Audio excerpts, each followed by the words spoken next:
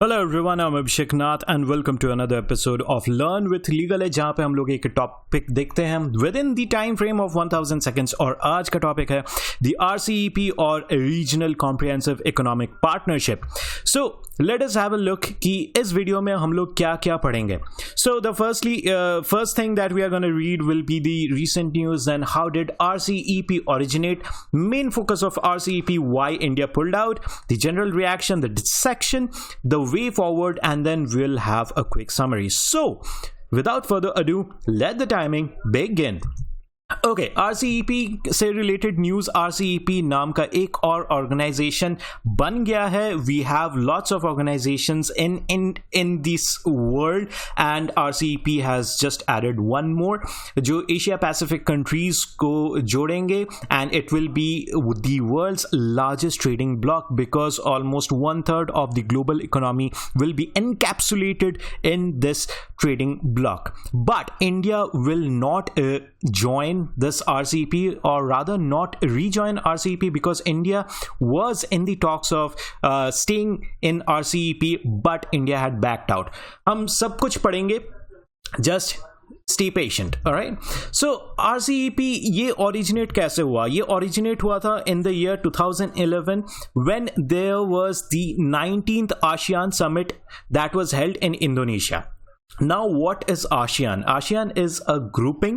It's a 10-membered grouping which stands for Association for Southeast Asian Nations. तो नाम से आपको समझ में आ जाएगा कि this is a grouping that has 10 countries of Southeast Asia.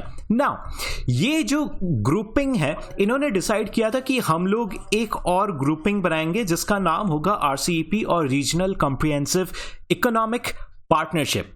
इसमें क्या होगा, ये जो ट्रेडिंग ब्लॉक है, आसियान जो ब्लॉक है, जियोग्राफिकल ब्लॉक है, इट हैज एफटीए यानी कि free trade agreements with 6 other countries. तो इनके साथ और अच्छे से ट्रेडिंग करेंगे, जो टैरिफ्स होते हैं उसको कम कर देंगे, so that this region prospers well. Now the whole focus of ASEAN to come up with RCEP was to have an economic partnership so that trade blooms. तो आप देख लीजिए ASEAN के साथ कौन कौन से कंट्रीज का FTA है, यानी कि फ्री ट्रेड एग्रीमेंट्स हैं। Japan, south Korea, China, India, Australia, New Zealand. Please pay attention. India and China are not part of ASEAN, but they are part of the ASEAN Free Trade Area, यानी कि the countries that ASEAN countries has free trade agreements with. Now, यहाँ पे question होता है कि ये FTA क्या होता है। देखिए, कंट्री ए अगर कंट्री बी को कोई सामान एक्सपोर्ट करता है, तो कंट्री बी क्या करते हैं, उस सामान के ऊपर इंपोर्ट टैक्स लगाते हैं और डिफरेंट टाइप्स के टैक्सेस लगाते हैं। This can be called tariffs. तो अगर कंट्री ए और कंट्री बी में अगर फ्री ट्रेड एग्रीमेंट रहता है, then there will be minimal numbers of tariffs. तो इससे क्या होता है, दोनों कंट्री के बीच जो ट्रेडिंग है वो बहुत अच्छे से होता है and this gives a further boost to globalisation. Now यहां पे हम लोग फोकस करते हैं चाइना। देखिए, जैसे कि मैंने बताया, China is not a part of ASEAN. तो initially they were not that interested in RCEP, but suddenly they got interested in RCEP और उन्होंने बताया कि we have to form a grouping like this, like RCEP. क्यों? क्योंकि this thing happened. Trans-Pacific partnership. Trans-Pacific partnership एक और proposed grouping था that was proposed by the former US president George W Bush. वहां पे उन्होंने बोला था कि द पैसिफिक कंट्रीज यानी कि USA, Canada, Mexico, Peru, Chile, Japan, Vietnam, Brunei, Singapore, Malaysia, Australia, New Zealand, इन लोगों की एक ग्रुपिंग होगी which will work really well in the economic front so that their trade blooms. But in 2017, the Donald Trump, the former president of USA, he backed away from a grouping that was proposed by his own president from his own political party. So let's just leave it at that. That was Donald Trump being Donald Trump. So China ने तब देखा था कि TPP नाम का एक और grouping होगा, वहां पे ये हो सकता है कि यूएस का डोमिनेंस बहुत बढ़ जाए ये वाले रीजन में, पैसिफिक वाले रीजन में, so they were pressing forward for coming up with RCEP. Now यहां पे आपको एक और चीज बहुत केयरफुली देखना पड़ेगा, there is a striking similarity between RCEP and ASEAN free trade areas.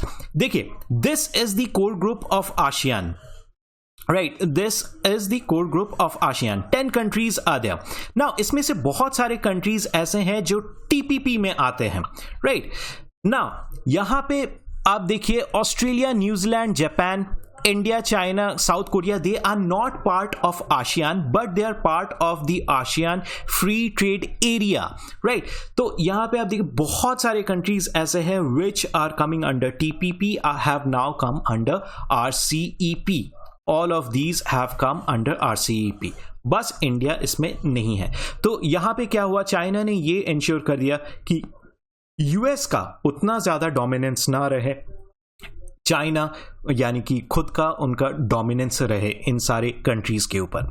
Now main focus of RCEP क्या है, देखिए आरसीईपी का जैसे कि मैंने आपको बताया टैरिफ्स जो है उसको कम करना है।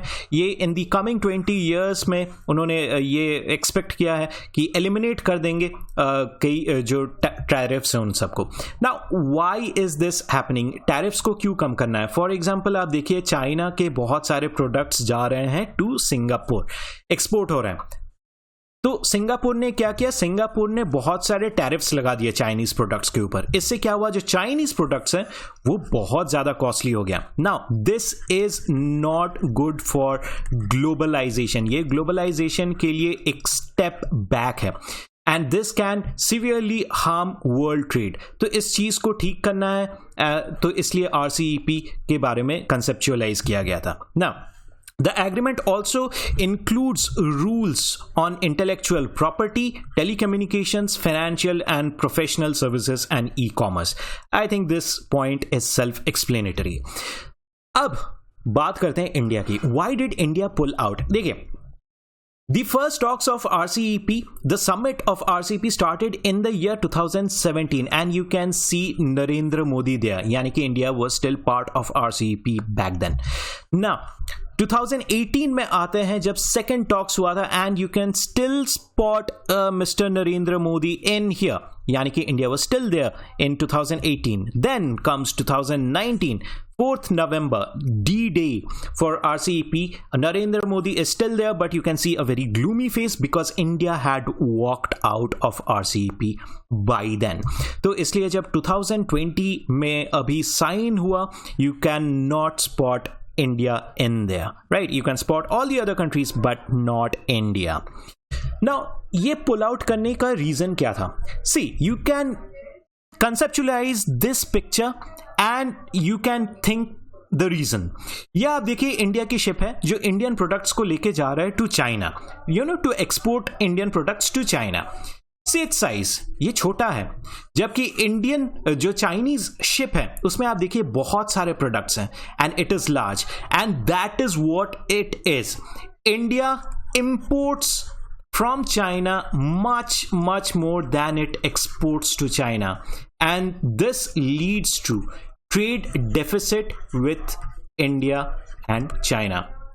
नाउ यहां पे आप ministry of commerce and industry का एक ऑब्जर्वेशन देख लीजिए। इंडिया का इंपोर्ट कितना ज्यादा है और एक्सपोर्ट टू चाइना कितना ज्यादा है even in this year of 2020। Now this is just China. RCEP में देयर आर 15 मेंबर्स, इसमें से 11 कंट्रीज के साथ इंडिया का ट्रेड डेफिसिट चलता है। तो अगर इंडिया एग्री कर लेता है आरसीईपी में ज्वाइन करने के लिए, तो व्हाट विल हैपन, ये जो चाइनीज प्रोडक्ट्स हैं it will flood the Indian markets. Why? Because India अब टैरिफ्स उस पे लगा नहीं पाएंगे because this will come under free trade agreements. तो Chinese products will directly hit the Indian markets. तो इससे क्या होगा, जो इंडियन मैन्युफैक्चरर्स हैं, जो इंडियन एग्रीकल्चरलिस्ट्स हैं, उनके ऊपर ये बहुत ही एक डेट्रीमेंटल इफेक्ट लाएगा।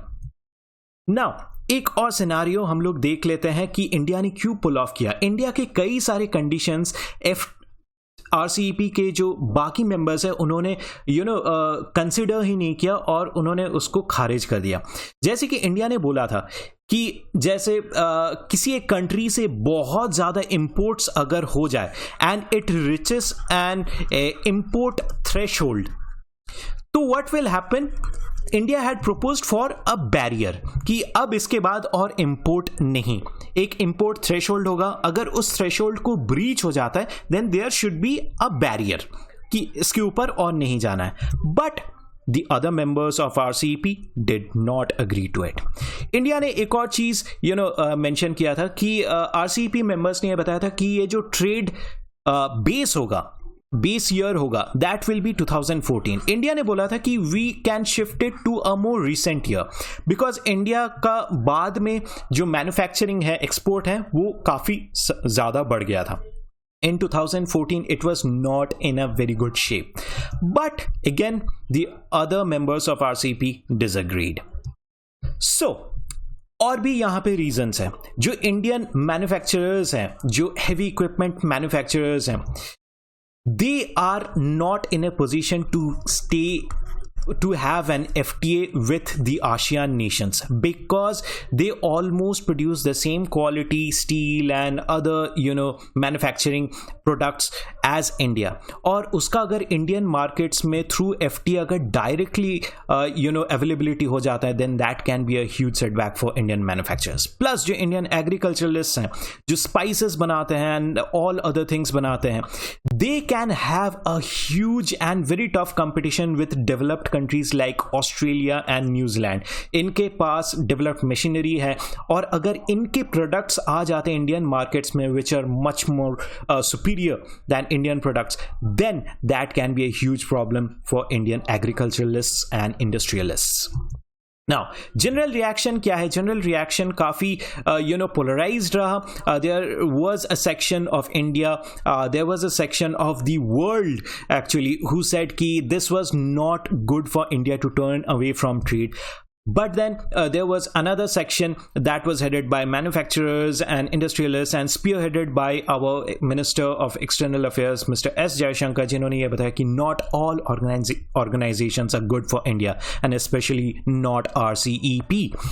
Now, everything has two sides, every coin has two sides, right?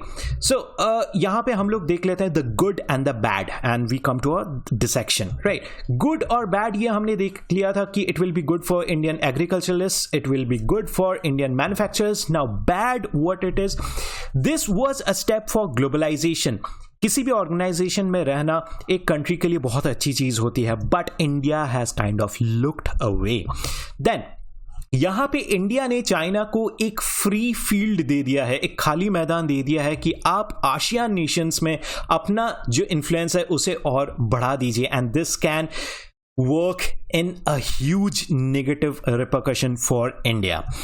Now, good, another thing है, this was a stand taken by India against China for the standoff that happened। Now another thing is India kind of stuck to its guns। India ने कई सारे conditions दिए थे to the other RCEP members but they did not agree to it, so India walked away। So this is kind of standing up for oneself। Now way forward हम लोग क्या देखेंगे? way forward देखिए, India has very good relations with ASEAN, so India will have to rejoin RCEP at some point of time because other than that it is giving huge field space to China। China factor हमेशा India को bug off करते हैं and that can be a huge problem for India unless India rejoins at some point of time or rather at a very sooner point of time। and उसके लिए India ने काफ़ी steps लिए हैं, जैसे आत्मनिर्भर भारत इंडिया ने अभी शुरू किया है which will increase India's self-dependence, and India has also is also trying to boost its manufacturing sector by make in India ऐसे schemes लाके। So इंडिया के लिए एक अच्छी चीज है कि RCEP में other than China the rest of the members are quite looking forward to having India rejoin or having India back, and when India decides that now it's time for me to rejoin RCEP, India will be welcomed back with 2 open arms. Now, quick summary हम लोग देख लेते हैं. RCEP अभी 2020 में बना है and it stands for Regional Comprehensive Economic Partnership. इसमें there are 15 countries which are 10 members of ASEAN and 5 free trade areas of ASEAN. India was supposed to be a member of ASEAN, but India walked away in the year 2019. Why? Because इसमें free trade agreement जो है, this can be detrimental to India's manufacturers and agriculturalists. Right. I don't know why I'm getting tongue-tied, but that's what it is. So that was a quick summary. Now, India will have the option to rejoin back this RCEP, and it should, because other than that, if it does not do that, then India is leaving huge field of play to China, which it cannot afford at this very point of time. So that was it from this video from me.